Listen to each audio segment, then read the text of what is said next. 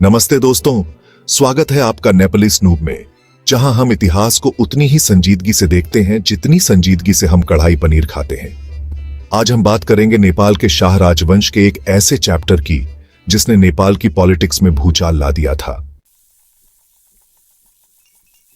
आप सोच रहे होंगे कि कोत पर्व क्या है? क्या यह किसी पर्व में नाच गाने का नया स्टेप है? नहीं भाई, ये वो पर्व है जिसमें नाच गाना कम और खून खराबा ज्यादा हुआ। और सोचिए, हम तो राणाओं की बात कर रहे हैं, जो राणा जी माफ करना गलती मारे से हो गई वाले नहीं, बल्कि राणा जी माफ करना खून खराबा मुझसे हो गया वाले हैं। लेकिन दोस्तों, जो हुआ वो सिर्फ एक मजाक नहीं था। कोत पर्व ने नेपाल के इतिहास को खून के आंसू रुला दिया। यह घटना हमारे दिलों को चीर कर रख देती है।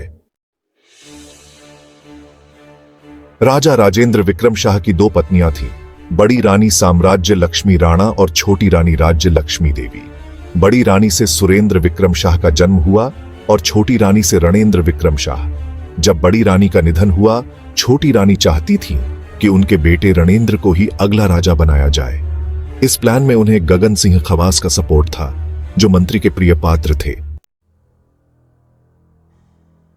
29 भाद्र 1903 विक्रम संवत की रात गगन सिंह खवास की हत्या लाल झा द्वारा गोली मारकर की गई। यह खबर रानी राज्य लक्ष्मी को उनके बेटे उज्जिर सिंह ने दी।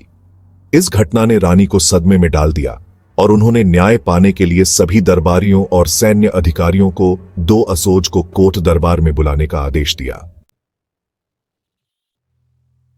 उस रात जंग बहादुर राणा और उनके समर्थकों ने हिंसा और खून खराबे का नंगा नाच किया। अभिमान सिंह बसनेत, फत्तेजंग शाह, वीर किशोर पांडे, बरकिशोरी पांडे, दलभंजन पांडे और खड्ग विक्रम सहित करीब 400 लोग मारे गए।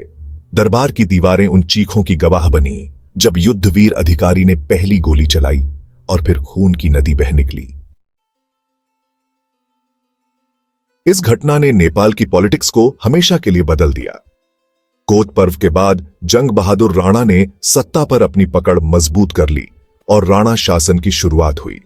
उन्होंने खुद को प्रधानमंत्री नियुक्त किया और रणेंद्र को नाम मात्र का राजा बना दिया। रानी राज्य लक्ष्मी देवी को निर्वासन में भेज दिया गया। कोत पर्व ने शाह राजवंश की शक्ति को कमजोर कर दिया और राणा वंश के सत्ता में आने का मार्ग प्रशस्त किया। यह घटना न केवल शाह राजवंश के लिए बल्कि पूरे नेपाल के लिए एक बड़ा धक्का थी। शाह राजवंश ने नेपाल को एकजुट करने में महत्वपूर्ण भूमिका निभाई थी और उनकी कुर्बानियां हमें आज भी सिखाती हैं कि इतिहास से सीखना कितना महत्वपूर्ण है। दोस्तों, हमारे इतिहास में इस तरह की घटनाएं हमें याद दिलाती हैं कि सत्ता और लालच के लिए कितनी बड़ी कीमत चुकानी पड़ती है। शाह राजवंश ने नेपाल को एकजुट किया और उनकी भूमिका को हम कभी नहीं भूल सकते। इस तरह की और भी गहराई में जाने वाली कहानियों के लिए हमारे चैनल को सब्सक्राइब करना ना भूलें। और अगर आपको हमारी आज की कहानी ने प्रभावित किया हो तो नीचे कमेंट में अपनी राय जरूर दें।